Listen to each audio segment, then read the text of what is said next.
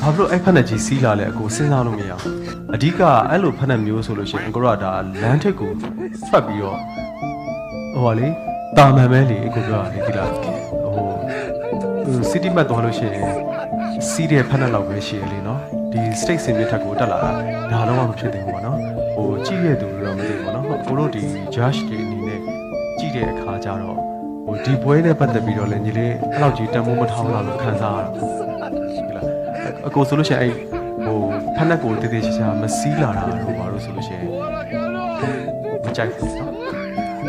တကယ်ဆိုဒါဒီပွဲမှမဟုတ်ဘူးပေါ့နော်ဘယ်နေရာမဆို